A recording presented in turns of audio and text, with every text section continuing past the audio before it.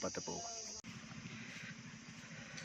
வணக்கம் நண்பா, இது நம்மளுடைய நேட்டிவ் பிளேஸ், நம்மளுடைய வில்லேஜில் இருக்க நம்மளுடைய கார்டன். ஸோ இதுதான் அதுக்கு போகிற ரூட்டு. அது வந்து பார்த்திங்கன்னா ஹாரன் டு செஞ்சி ஹை ரோடு. ஸோ இது புளிய மரம், பக்கத்துலேயே ஒரு மாங்காய் மரம், வாழை மரம், தென்னை மரம் 2 வச்சுருக்கோம். ஸோ இதை பற்றி தான் நம்ம பார்க்க போகிறோம். வாங்க.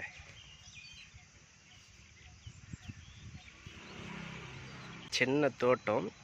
என்ன பார்த்திங்கன்னா கிழங்கு.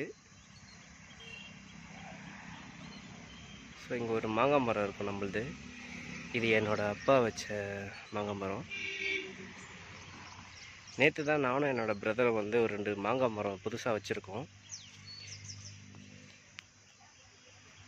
இது கொய்யா மரம்.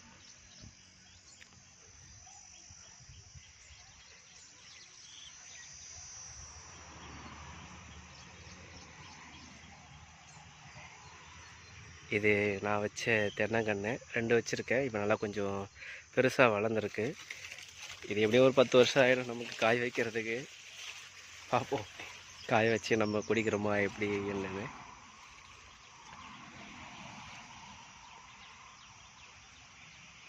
நேற்று நான் வச்ச மாங்காய் கன்று எங்கே இதோ இருக்குது பாருங்கள். இது ஒரு குட்டி சைஸாக இருக்குது. கிட்டத்தட்ட ஒரு அடிக்கு கிட்ட நான் தோண்டி வச்சுருக்கேன். அடுத்த மரம் வந்து பார்த்திங்கன்னா இங்கே இருக்குது.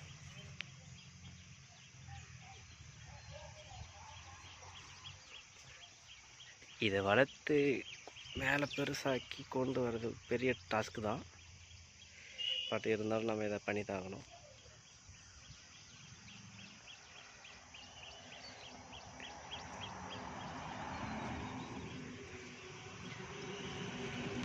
வாங்க நம்ம அடுத்து வந்து நம்மளுடைய தோட்டத்தில்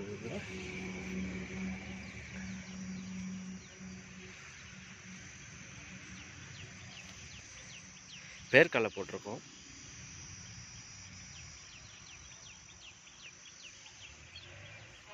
ஓகே காய்ஸ், அடுத்த வீடியோஸில் இதோட க்ரோ எப்படி இருக்குன்றதை நம்ம பார்ப்போம்.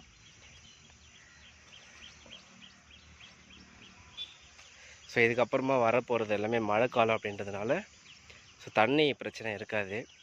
இந்த இடத்துல தான் வந்து நாங்கள் ஒரு பெரிய எலுமிச்சை மரத்தை வளர்த்துருந்தோம். கிட்டத்தட்ட ஒரு 10 அடிக்கு மேலே வளர்ந்துருந்தது. பட் ஒரு சம்மர் டைமில் தண்ணி வசதி இல்லாதனால ஃபுல்லாக காஞ்சி செத்து போச்சு.